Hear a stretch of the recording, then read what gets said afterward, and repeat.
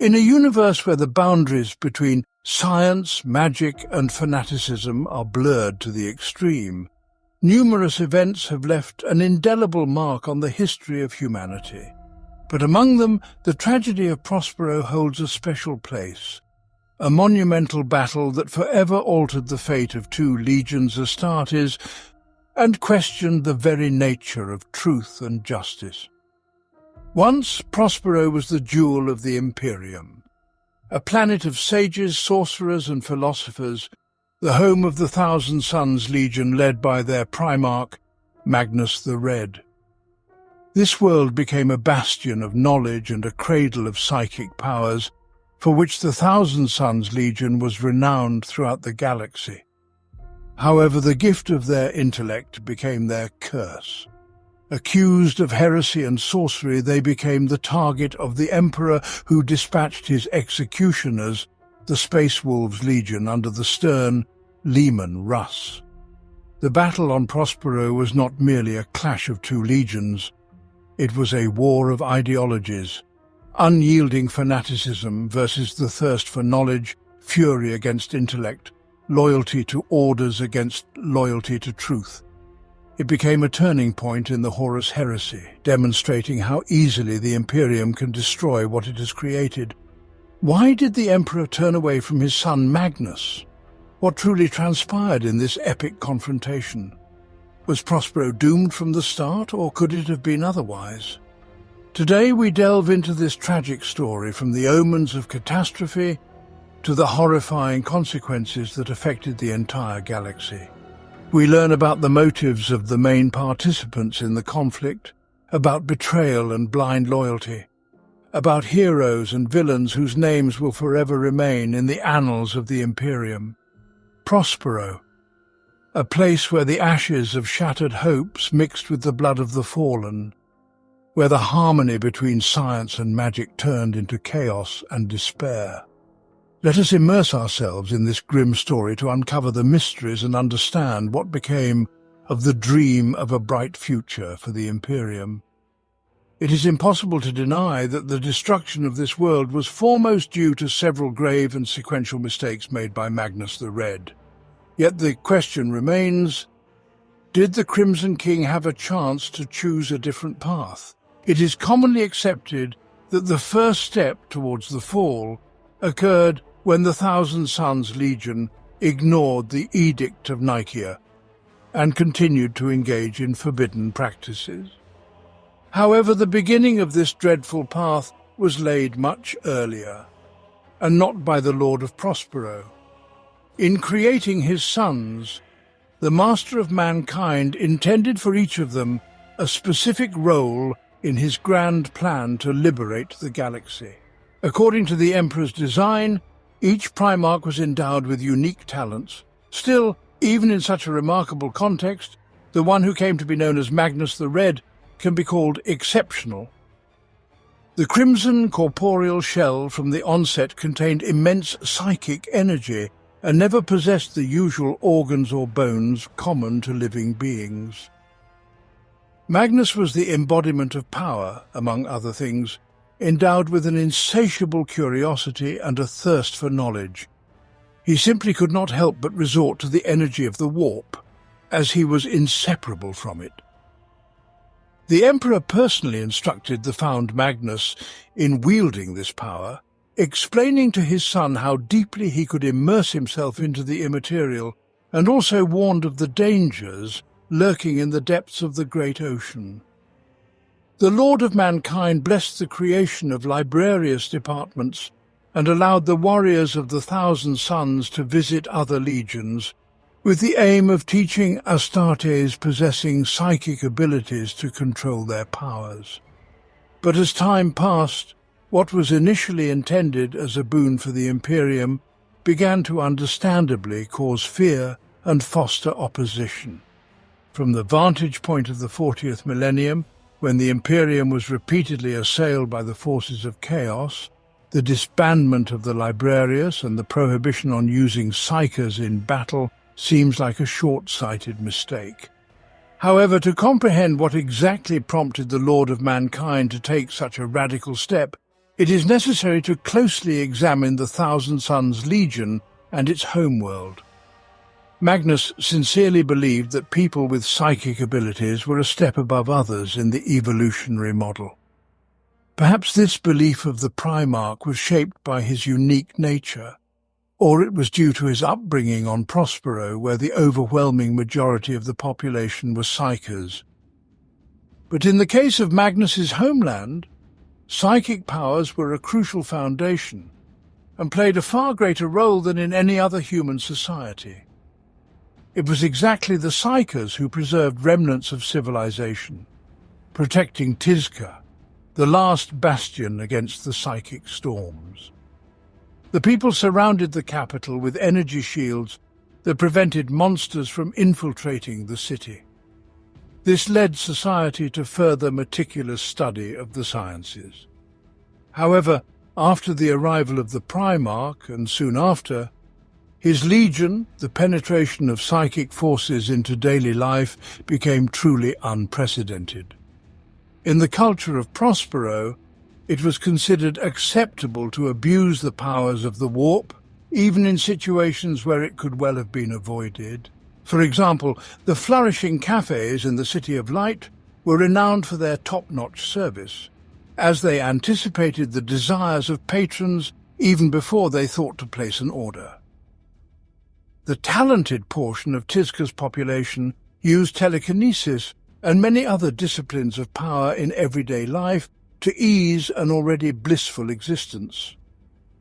However, not all aspects of the residents' lives were solely related to the idle abuse of energy. Gifted Astartes, trained in the cunning sciences of the 9 cults, had far greater capabilities than any other psychers of Prospero. The sons of Magnus, despite their inherent arrogance, did not distance themselves from mortals, but on the contrary, participated in the lives of the people. Concern for the inhabitants of Tizca manifested not only in spiritual development, but also in medical aid, at a level which the residents of other worlds could only dream of. Astartes, from the Pavoni cult, often serving as the Legion's apothecaries, regularly attended to mortals. If a resident of Prospero learned about an unfavorable diagnosis during a session with an ordinary doctor, they did not fall into depression, nor did they prepare for death, but simply came to a librarian who within a few minutes rid them of all ailments. The spiritual influence of Magnus's legionaries touched various spheres of people's lives and extended far beyond medical assistance. On the homeworld of the Primarch, his sons were perceived more as outstanding scholar mentors rather than dangerous warriors. Thus, in the mornings, in one of the many green parks of Tizca, under the supervision of the Thousand Sons Space Marines, people could engage in the ancient health gymnastics of Tai Chi. Additionally, those Astartes born on Prospero continued to communicate with their families and assist them.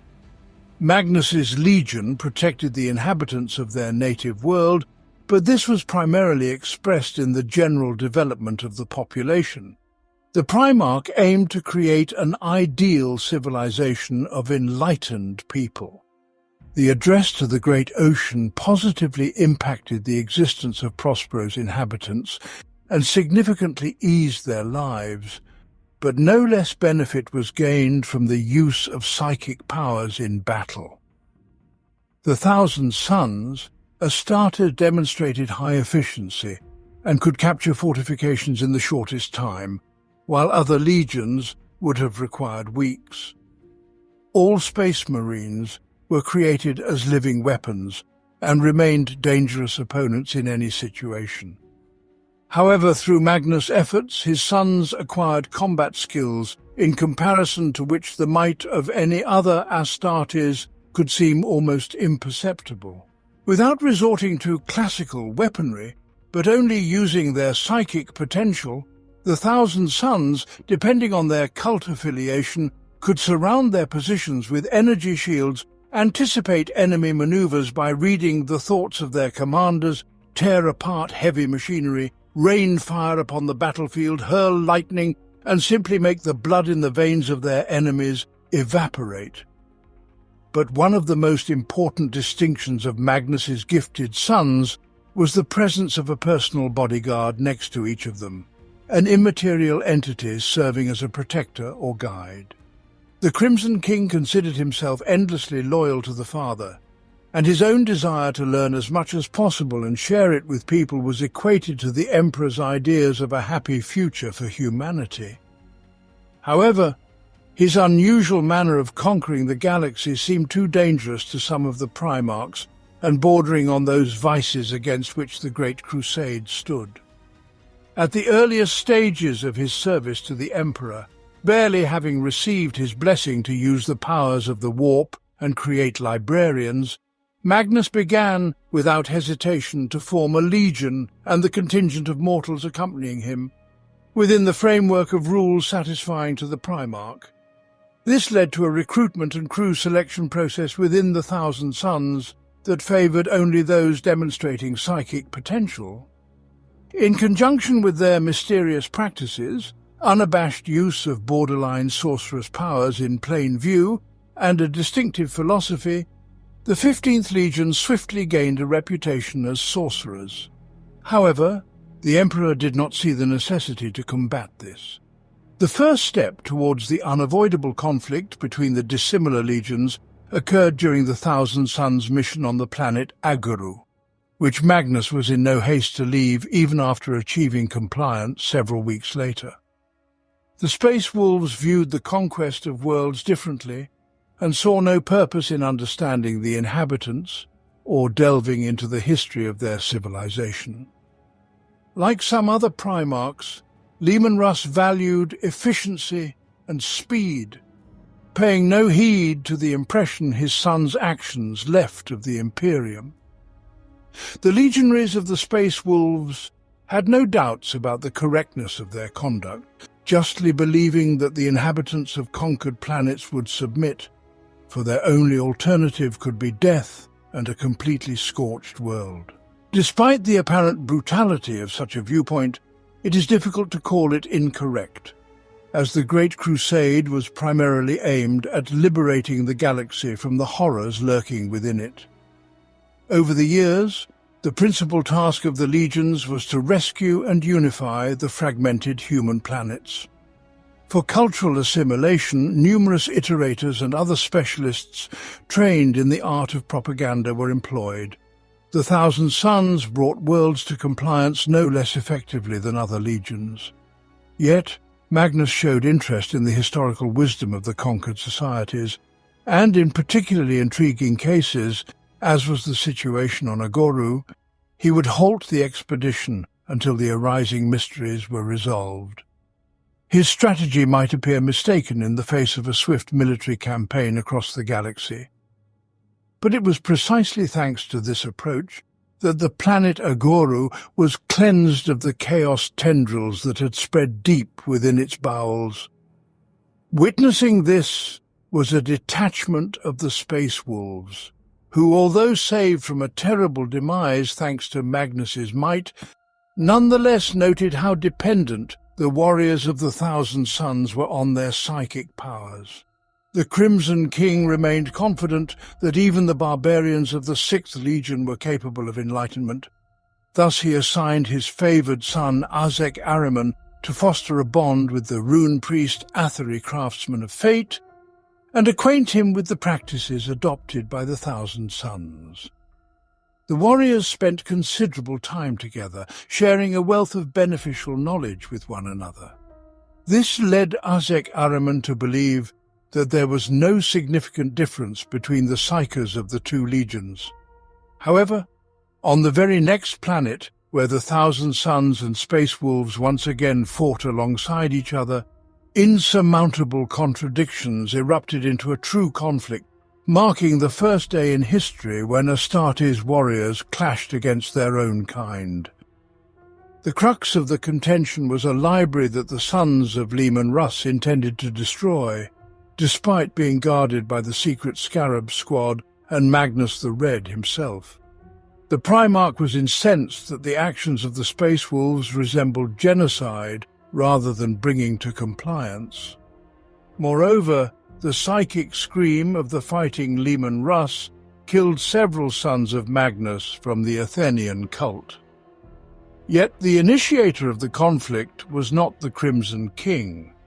One can only speculate what motives drove the Jarl who dared to attack a Primarch, surrounded by a squad of potent librarians, no less. The cause might have been arrogance, an overwhelming primal passion for destruction, the conviction of impunity inherited from his own father, or perhaps a combination of all these. On that day, catastrophe did not ensue. The Thousand Sons did not engage in a full-scale battle, but instead shielded themselves with kine shields, then, at Magnus's command, halted the attacking wolves by affecting the biological processes in their bodies. The emotional strain and influx of psychic power activated the flesh change curse in one of the Thousand Sons Marines. But the brothers didn't have time to send him to a stasis pod, as the arriving Leman Russ shot the unfortunate man with his bolt pistol.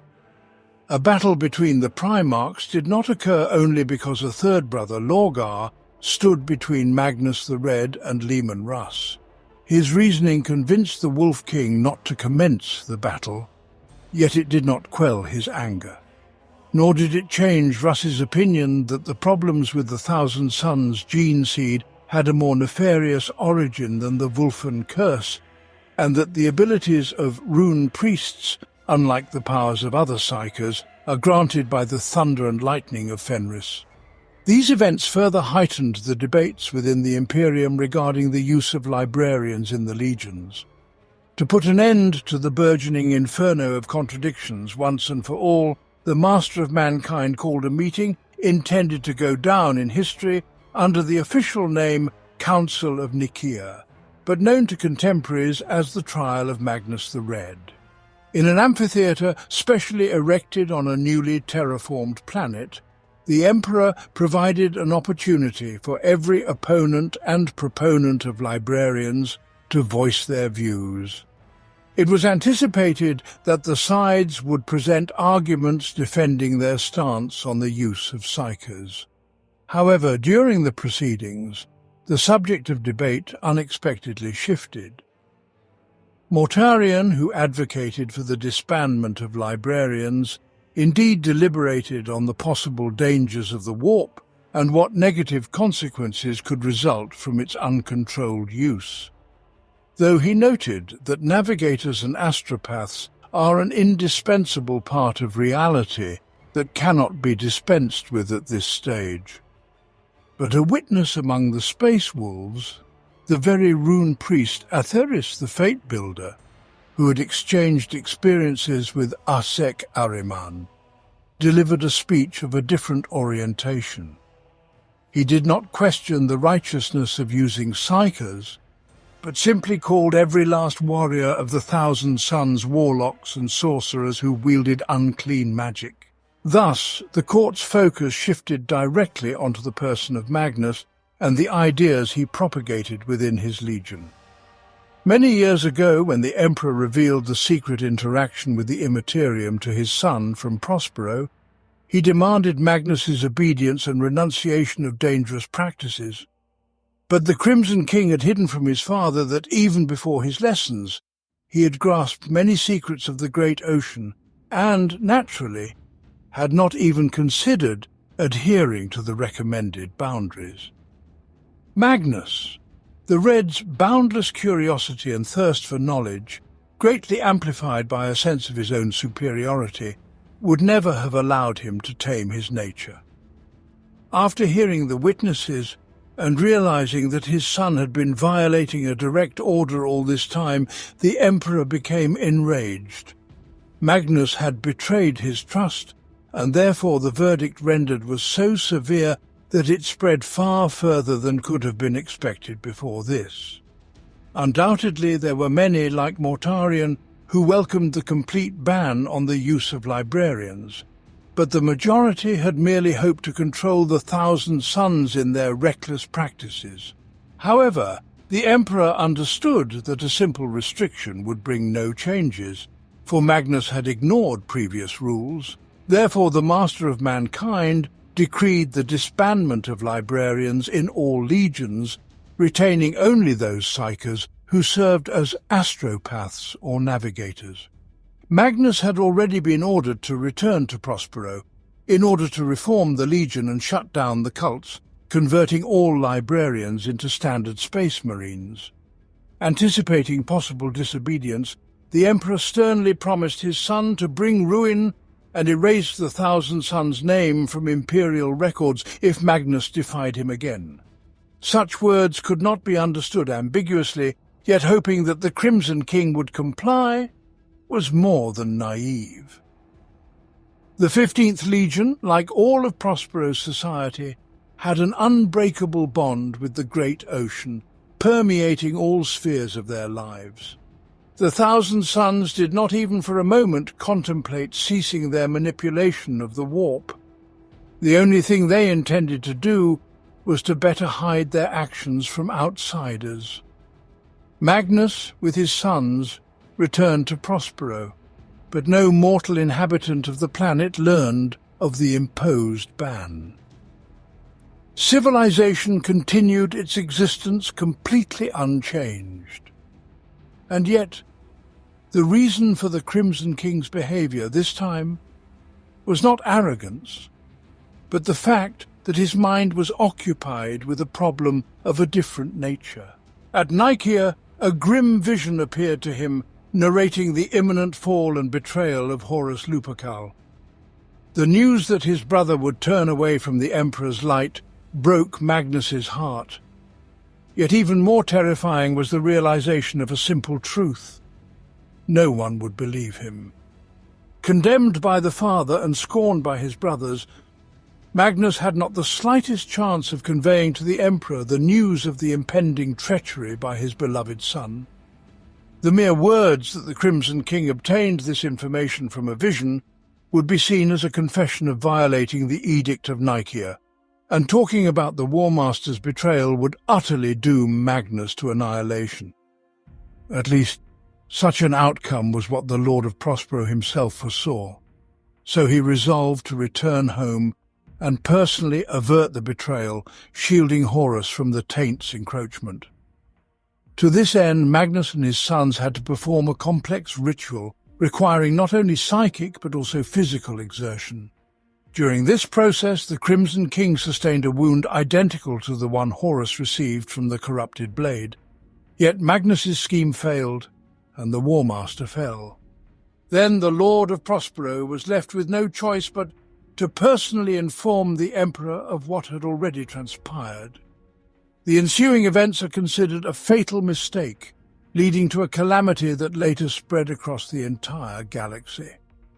But not everyone comprehends what exactly was Magnus's crime.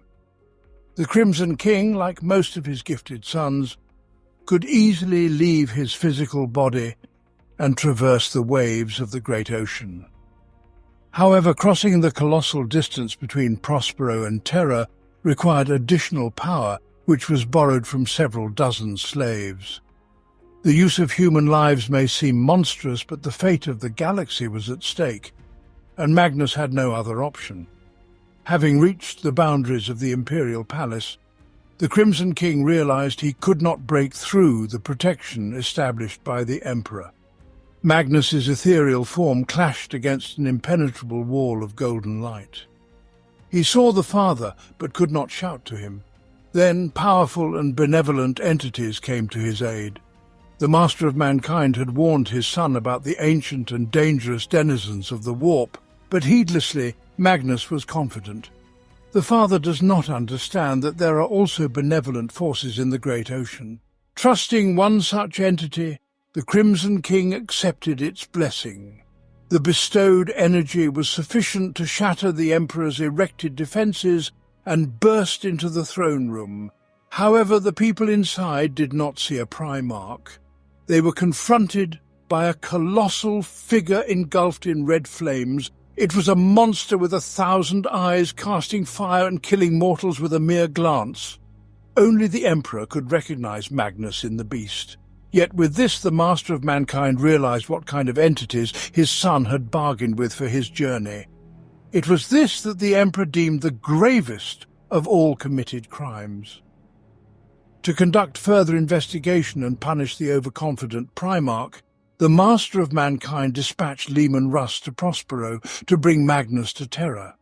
However, the fallen War Master Horus twisted the Emperor's words and convinced the Wolf King that the Crimson King should not be delivered to the throne world, but rather destroyed.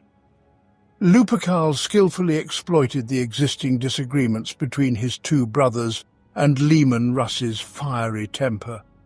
The Space Wolves were rightly considered unwaveringly loyal to the Emperor, and therefore Horus needed to remove them from his path at all costs. According to the War Master's plan, the 15th and 6th Legions were to weaken and possibly destroy each other, while the death of Magnus would bring his close friend Jagatai Khan into the ranks of the traitor. By the War Master's order, the Primarch of the White Scars spent several years cleansing the Chondak system, surrounded by a psychic blockade, unaware of the punishment for the Crimson King or the decisions of the Council of Nicaea.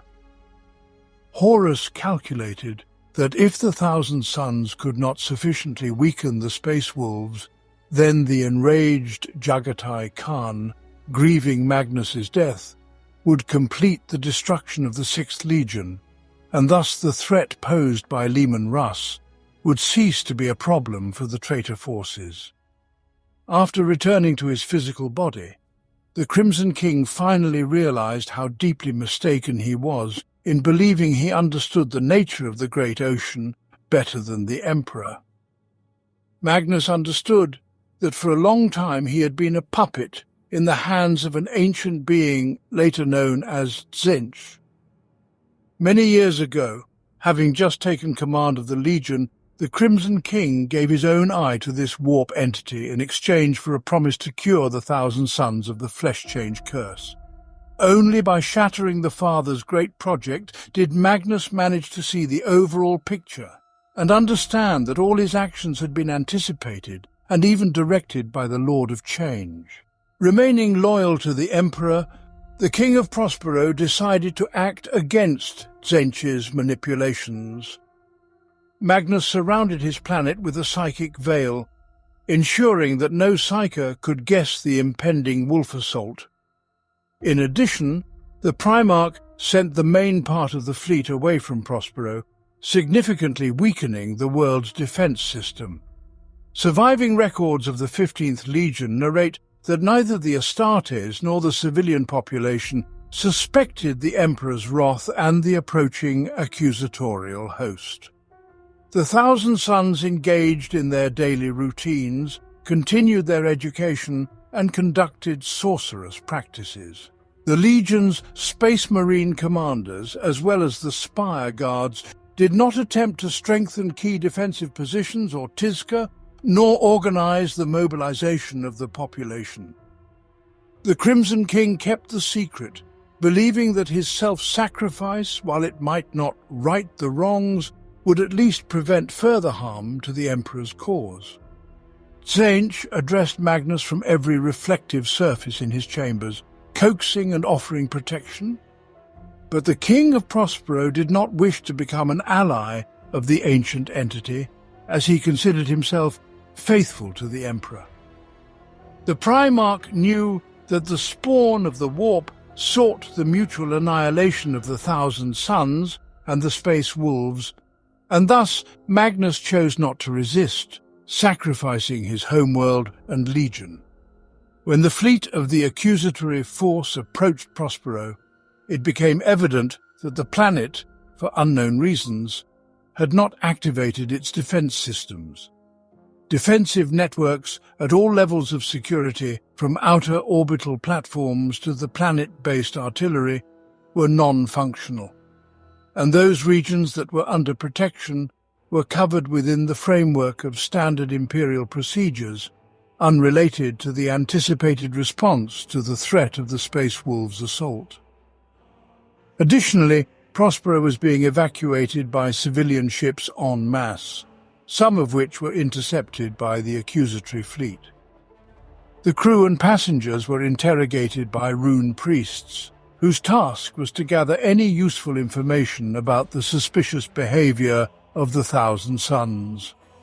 The planet did not respond to the Space Wolves' signals. Vox transmissions were silent. Despite his anger and disagreements with Magnus, Leman Russ attempted, as he thought, to use all means of communication with his brother. He implored the Crimson King to prevent monstrous bloodshed, to bring the Legion onto open ground, and to surrender.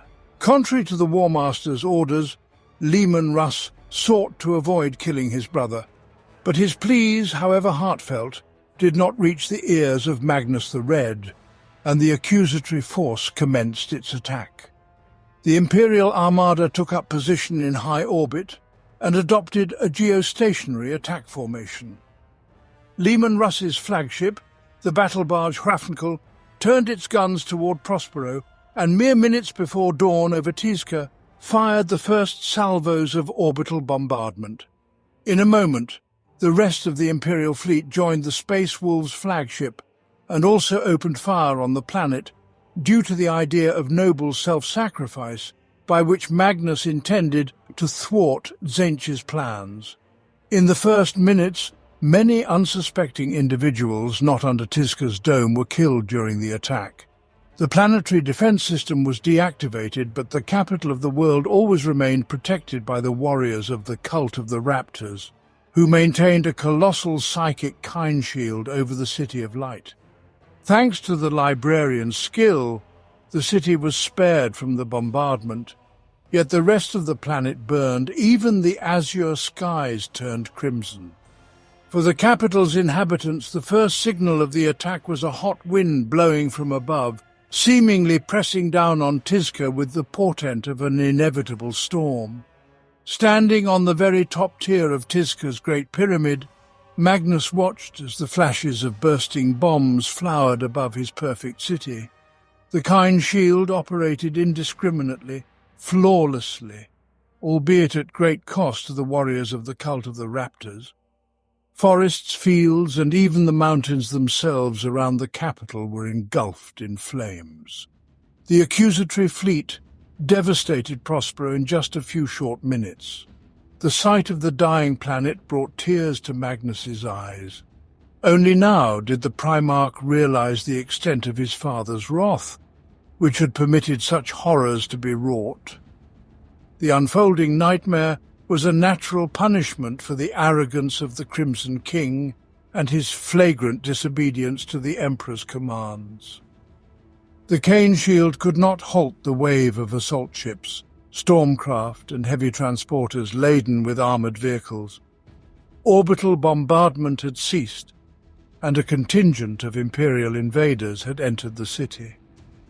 Since the defenders of Tizca had been unable to prepare for the rapid assault, the planet's anti-aircraft batteries were not employed, and all the vessels of the punitive force reached the surface unimpeded.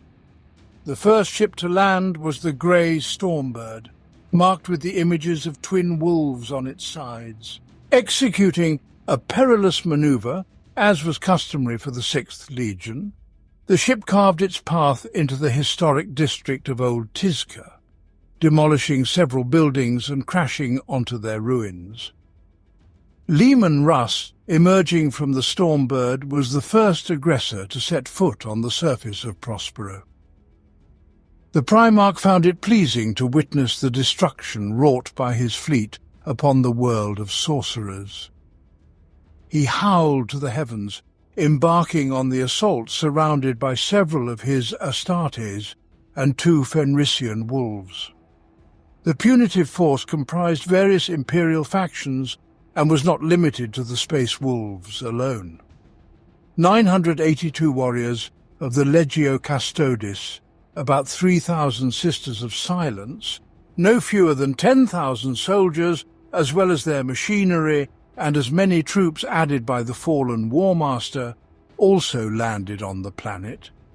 In addition, Horus dispatched 12 Titans of Legio Mortis and 5,000 of his sons, equipped with the finest weapons and armor available to Space Marines of that epoch, alongside the Space Wolves. However, it is no less significant to mention that at the moment when Leman Russ received Horus's message, persuading him to change his plan from the capture of Magnus to his assassination, the Wolf King was also granted full access to all the War Master's available arsenals.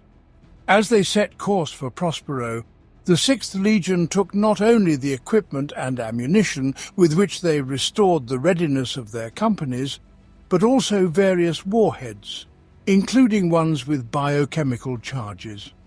Such weaponry was intended for carrying out exterminatus, and was forbidden for use within the Imperium due to its excessive danger. When the Space Wolves spilled the first blood on the planet, the defenders of Prospero responded. The civilian militia of Tizca rose to defend their city, gathering every weapon they could lay their hands on. The populace took positions on rooftops and in the embrasures of towers, bracing for confrontation with the aggressor. Naturally, none among the mortals harboured illusions that their actions would pose any significant obstacle to the wolves. Yet the people of Prospero could not remain idle, watching as the invaders turned their homeland to ash. The command of the Sky Wardens dispatched their squadron, composed of light two-seat skimmers, southwards. Anti-gravitational vehicles were armed with missile pods and thermal guns, which at last responded to the enemy aircraft's bombardments. The regiments of the Spire and Prospero Guards tried to bear the brunt of the attack by the Adeptus Astartes. But human soldiers proved powerless in battle against the Space Marines, especially when these were the enraged barbarians from a feral world. Yet the soldiers of Tizca stood their ground to the last, holding the defence of their positions. In the southwestern quadrant of the capital, the defenders of Prospero gathered the remnants of their forces after an avalanche of fire destroyed 3 barracks of soldiers. The Palatine Guard of the northern sector was positioned on the outskirts of the burning port, occupying positions on high slopes with a view of the once beautiful art galleries and libraries of the Nephrat district. A young commander, the direct heir of one of Prospero's oldest families, constructed a defense of tactical foresight that would impress any officer of the Imperial Army. Leman Russ and his Space Wolves seized the positions in less than 2 minutes. By the time the morning rays fully illuminated the city, Old Tizca no longer existed. The peaceful labyrinth of ancient alleys had turned into burning ruins and ashes. The Space Marines boldly walked through the smoke-filled streets, occasionally shooting from the hip or waving chainswords. What had once been a beacon of hope for the enlightenment of humanity had been turned by the hands of wolves into a fiery hell, where parks became ashen wastelands amidst blazing palaces. The damage inflicted by the accusatory host was devastating and seemed fatal until the 1,000 Sons Astartes entered the battle. Magnus the Red believed that if he resisted, he would be acting according to the plan of the Changer of Ways, and so he remained inactive, observing the burning city from his tower. It is difficult to determine what emotions tore at the Primarch's soul at those moments, but his sons did not heed words of humility and rose against their own fate, taking up arms. Ahriman, the chief librarian of the 1,000 Sons, assumed command of the Legion. A line of Astartes in red power armor formed around 6 pyramids of Tizca, creating a perimeter with a courtyard in the center. The Pyramid of Photep, Magnus's refuge and the main citadel of the capital, stood at the southern limit amidst the great pool. It, as the keeper of ancient wisdom of Prospero, was chosen as the last stand to which the defenders of the city, pressured by the wolves, retreated.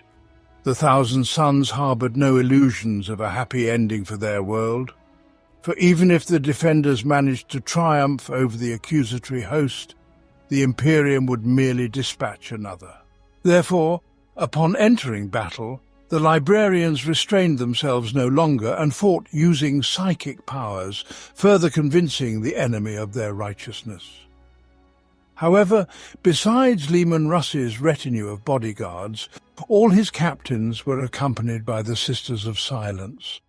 These grim warriors shielded their allies from sorcery, severing the librarians' connection to the warp. Their presence in the opening moments of the encounter disoriented the Thousand Sons, but the warriors quickly understood that the dangerous women could be neutralized with a bolter or a sword, thus clearing the space for wielding their powers. Representatives of the Adeptus Custodes played a noticeable role, many of them, arrogantly considering themselves much stronger than the Space Marines, perished because they underestimated the enemy. However, the advantages of the Custodes warriors in battle with ordinary Astartes were apparent, and even allies, observing their actions for the first time with concern, contemplated the purpose of the creation of the Golden Warriors. It is impossible to overestimate the might of Leman Russ and his legion, which unleashed all its boundless fury upon Prospero. And nevertheless, the fatal blow to the Thousand Sons was dealt not by the wolves, but by their own carelessness. Casting aside the previously binding constraints, the sons of Magnus revelled in freedom and unprecedented power. Some even allowed those very keepers into their souls, granting the spawn of the warp control over their abilities. At first, their actions decisively influenced the battle, turning the tide of combat. But then, the uncontrolled interaction with the Immaterium led to disaster. Unable to manage their unleashed powers, the captains of the Legion's Brotherhood destroyed 3 pyramids of their own cults and covered Tizca with a devastating shockwave that obliterated everything the wolves hadn't already. The intensity of psychic energy on the battlefield transformed many Astartes of the 15th Legion into monsters, born of the curse of the flesh change. But the Thousand Sons were not the only ones whose genetic flaw played a role in the Battle of Prospero. The Space Wolves released the Wolfen onto the battlefield. Creatures that were once Space Marines, the ferocious monsters easily tore through the armor of the Space Marines, remaining almost impervious to even the most severe injuries. The Space Wolves saw the taint in the Astartes of the Thousand Sons, who fell victim to the curse of the flesh change. And likewise, the warriors of Magnus perceived the Wulfen, whom the Emperor's loyalists used for their purposes. The beast-like monsters became a striking force that created a breach in the ranks of the 15th Legion, which was immediately filled by Custodes and Space Wolves. The Thousand Sons were forced to retreat to their last line of defense, the Pyramid of Photep. Magnus's sanctuary became a refuge for many surviving mortals who fled to the citadel, clutching in their hands their dearest possessions, books and precious scrolls. The Legion's best warriors, those who had taken many wolves' lives, yet retained their own, defended the gates of the pyramid and mentally called out to their father. Magnus heard the pleas of the Astartes, and more than anything, he wished to descend and show the enemies his might. But the certainty that resistance would equate to betrayal prevented the Crimson King from acting. Only when the wolves approached the ponds surrounding the pyramid closely, and the howling of the Wulfen reached the uppermost levels of Magnus's dwellings, did his composure come to an end. At that very moment, dozens of massive eyes appeared over the planet, attentively awaiting the fall of the ruler of Prospero. Utilizing his unfathomable powers, the Crimson King halted time and commanded Arzek Ahriman to save the survivors, then finally entered the battle. The rays of the last sunset barely bringing reckoning, the silence of truth, the wolf howl, The Crimson King shattered in an instant. Unable to listen to the world's torment, striking shielded his sons with himself. Strikes of lightning from a fierce hand, sacred mortal punishment swept the enemies from the pyramid, and the Primarch of the Suns stood before his brother. With a roar of thunder, a waterfall, a singular fiery grievance, the outcome of the battle had long been decided. The Crimson King knew everything. His loyal brother was free from doubts. Pain and longing in the wolf's eyes wounded the soul, yet they fell silent. Was Magnus truly to blame? Now no brother, but an enemy, a traitor. The Crimson King exhausted all his fury. He unleashed the rage that had been hidden within him from the start of the battle. Alas, due to the delay in this battle, his planet was burned, a burning hell of Prospero. The wolves barely saw the end when they fell silent. The proud Primarch defeated, fallen, he recalled a series of ancient words deciding his fate. Saving his sons, he whispered his vow to Tzeentch. The day of the battle could erase doubts. The Imperium, to save humanity, but became a fatal replenishment to those who changed the paths. Magnus the Red exchanged his own flesh for the lives of 1,242 warriors of his legion, transported by Tzeentch to their new home on Sorcerius. Imperial justice cost a total of more than 30 million lives, the overwhelming number of which were the peaceful inhabitants of Prospero. Official data claims the number of survivors among the civilian population is 0. However, it is worth considering the several thousand lucky ones who managed to leave the planet before its destruction. The Battle of Prospero marked the end of the Thousand Sons Legion, including those Astartes who were far from their homeland at the time of the battles. 2,000 sons of Magnus under the command of Senator Ram of the Ninth Brotherhood were destroyed by the Ultramarines, alongside whom they were waging a crusade, and 300 veterans of the Seventh Brotherhood were sent on a suicidal mission by the Imperial Fists. And these are just 2 known cases that are part of the official records. Those parts of the Thousand Sons that managed to leave their allies before the attack were lost in the galaxy, acquiring the status of renegades, deprived of a home and any means of survival other than piracy. The accusatory host also suffered extensive losses, of which 25,000 belonged to Leman Russ's Astartes, and another 13,000 Space Marines were listed as missing. Thus, the Battle of Prospero bled the Space Wolves dry and robbed them of the ability to play a significant role in the subsequent civil war. As for Leman Russ himself, after the killing of his brother, he temporarily lost the ability to lead the Legion and spent several weeks in solitude. The King of Wolves was burdened by the truth that had opened his eyes to the atrocities committed by him due to his own lack of restraint. Reflecting on the tragedy that unfolded on Prospero, it is very easy to become one who desperately searches for a non-existent truth and a sole culprit. Yet contemplating the aftermath of the battle as the history of a conflict between 2 dissimilar Primarchs, it must not be forgotten that each of them considered themselves guilty. The battle on Prospero forever altered the galaxy. It was not merely a military conflict, it was a tragedy where each participant sincerely believed in their righteousness. The Thousand Sons fought for the chance to exist, for their place in the Imperium, for the right to unveil the mysteries of the universe. The Space Wolves, driven by a sense of duty and absolute faith in the Emperor's command, became the instrument of his will, even if it meant the annihilation of an entire culture. The consequences of this conflict proved vast. Prospero became merely the first victim in a chain of events that ignited the Horus Heresy. Leman Russ and his wolves continued their path as the Emperor's flawless executioners, while Magnus the Red and his legion, cursed and mutilated, were cast into the depths of the Eye of Terror, becoming pawns of the Chaos gods. But was this outcome inevitable? Who truly is to blame for the fall of Prospero?